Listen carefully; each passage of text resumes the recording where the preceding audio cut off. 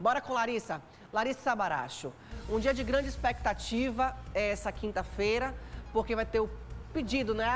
O julgamento do pedido de prisão preventiva de Cleidson, motorista que atropelou Emerson Pinheiro, corredor maratonista. E você está agora com a defesa de Emerson ao seu lado para falar sobre justamente o julgamento desse pedido e a expectativa da defesa a respeito dessa quinta-feira. É com você.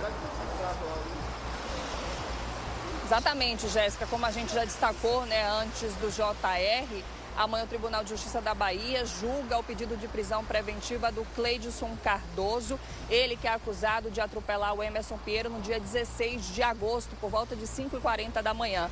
O Emerson, ele estava, né, treinando para a Maratona de Buenos Aires, estava na orla aqui da nossa capital quando foi atingido pelo veículo do Cleidson. Infelizmente, o Emerson precisou amputar a perna, ele ficou internado ainda por bastante tempo. Já, né, teve alta, a gente já acompanhou esse processo também, mas depois da situação, o Cleidson, ele foi preso em flagrante, passou por audiência de custódia, teve a prisão em flagrante convertida para preventiva, ficou 30 dias, né, na cadeia preso, mas depois foi liberado. A gente vai conversar agora com os advogados do Emerson, que estão ao meu lado, doutora Losângela Passos e o doutor Rogério Matos, que vai trazer mais detalhes. Doutor Rogério, muito bom dia. Traz mais detalhes para quem está acompanhando o Bahia no Ar. Amanhã o tribunal julga, né, de fato, esse pedido de prisão preventiva. Traz mais detalhes para quem está acompanhando e o motivo do pedido. Bom dia, Jéssica. Bom dia a todos. Jéssica, no momento que o magistrado recebe a denúncia, ele fez a opção de pôr o assassino em liberdade. E, mediante essa decisão, ele colocou algumas cautelares. De imediato, o Ministério Público, através da sua promotoria de justiça, recorreu através do recurso de distrito, visando reformar a decisão, pedindo a prisão do mesmo. Ocorre que esse procedimento subiu para o Tribunal de Justiça e encontra-se em pauta de julgamento a ser realizado amanhã às 8h30 da manhã. No mesmo sentido, a Procuradora de Justiça, que representa o Ministério Público no 2º grau, pede também pela prisão preventiva do seu Cleidson. Uma das argumentações é que ele é um perigo à ordem pública, face que o mesmo não só se envolveu nessa situação, como há registros diversos de outras situações equivalentes, aonde ele anda em excesso de velocidade. São 3 ocorrências só na Trans Salvador, aonde ele tem multas aplicadas por excesso de velocidade. Então, é uma pessoa que realmente não pode estar no convívio da sociedade. Doutor Rogério, estou ao lado também da doutora Losângela. Muito bom dia, doutora. Acompanhando o caso também, um caso de extrema repercussão, não só aqui na Bahia, mas de forma nacional, por conta do impacto que existiu. O Emerson, que era bastante ativo, corredor, estava treinando ali para a Maratona de Buenos Aires, infelizmente teve a perna amputada. Como é que está esse processo também de reabilitação dele, doutora Losângela? A família do Cleidson está dando assistência? Como é que está nesse momento da vida de reabilitação do Emerson? Muito bom dia. Bom dia a todos. Ele segue em processo de reabilitação, fazendo o tratamento no IBR. E nós temos conseguido algumas coisas, né? Inclusive as sessões de fisioterapia, junto com a família, como também a ajuda de custo. O que nos deixa inseguro é a negativa da família em assinar esse termo de acordo. E aí a gente fica na insegurança, se a qualquer momento eles vão cessar essa ajuda e por que dessa negativa, já que está ocorrendo de fato ajuda em não assinar um termo que compromete a continuidade dessa ajuda de custo. Então, eles estão ajudando, né? Tem essa ajuda de custo, só que não querem assinar o termo de acordo para não ter esse compromisso, né, de fato. É o que a gente acredita, né? Não encontramos outra razão para a negativa de assinatura, já que eles, na medida do possível, têm cumprido com algumas solicitações, né? Outras ficam pendentes, mas as sessões de fisioterapia, eles estão cumprindo e dando uma ajuda de custos, né?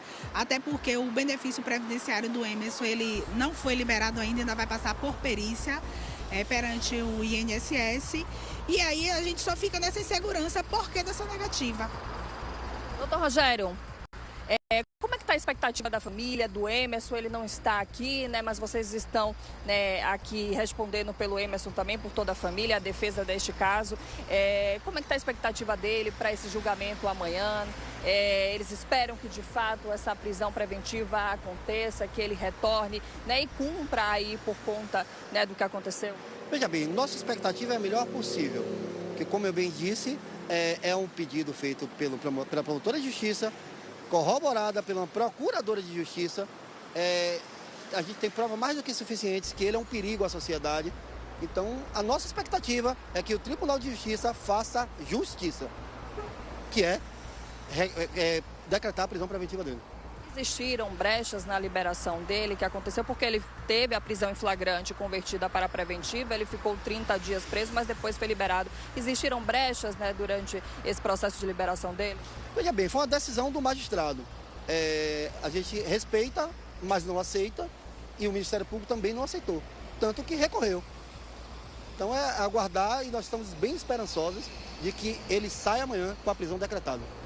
E o Emerson segue, né, na rotina dele, segue ativo, é o que a gente, né, sempre torcia, né, essa expectativa, até porque foi um caso, como a gente já informou, de bastante impacto nacionalmente pelo que aconteceu, pela forma, né, como foi, até porque naquele momento ali em que o Cleidson, ele é localizado pelas equipes da polícia, até no momento do teste do bafômetro, ele fez de uma forma que naquele momento não dava para saber de fato se ele tinha ingerido bebida alcoólica. Então, né, vocês conseguiram fazer aí um trabalho ao longo desse tempo mostrando que de fato ele tem culpa no que aconteceu.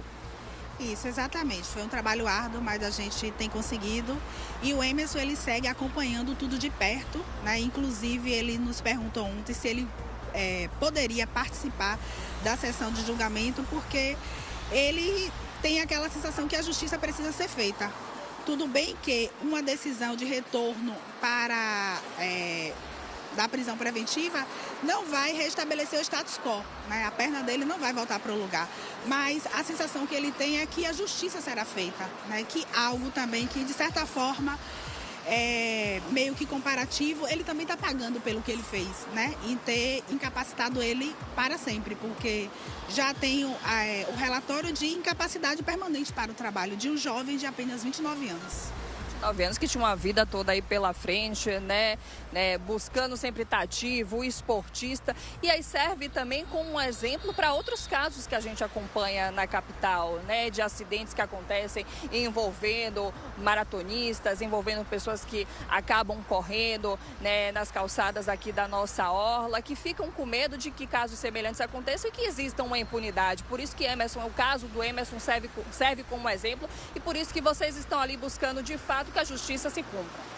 Isso, exatamente. Eu até encabecei aí um movimento, né, com o poder público, com o município de Salvador, para que crie espaço para que o corredor possa praticar atividade física com mais segurança, diante de tantos episódios que aconteceu, inclusive mais 2, um com uma vítima fatal após o caso do Emerson, que a nossa proposta é que feche um pedaço da orla no período da manhã para que as pessoas pratiquem atividade física com segurança, como acontece em outras capitais, como exemplo Aracaju e João Pessoa. Por que não fazer isso em Salvador? Doutor Rogério, que horas é amanhã que acontece o julgamento? A sessão está marcada a partir das 8h30. Das 8h30. Justiça do Estado da Bahia.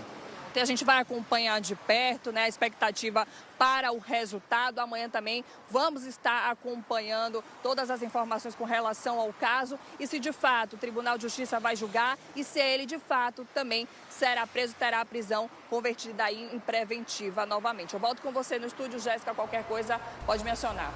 E hoje Emerson se vê em cima de uma cadeira de rodas fazendo tudo com auxílio de todos, sabe? O homem não consegue trabalhar, ele não consegue socializar como ele fazia antes, ele não pode mais treinar e ele tá vivo lutando para viver da melhor forma possível. Porque uma pessoa cometeu uma mutilação contra Emerson. É um absurdo, gente, dói no coração, eu não sei, eu repito isso, eu não sei como é que Emerson consegue sorrir, porque ele ainda aparece nos vídeos, né, que a gente vê sorrindo, mostrando uma felicidade, uma superação muito profunda. Eu queria muito conversar com o Emerson, sabe? Aqui no jornal. Queria muito ter ele ao vivo conosco, dando o relato dele. Ele nunca falou com ninguém, ele se mantém, né, reservado. Mas eu quero dizer que o nosso Baianoá está aqui de portas abertas, microfones abertos para você, Emerson, para o que for necessário.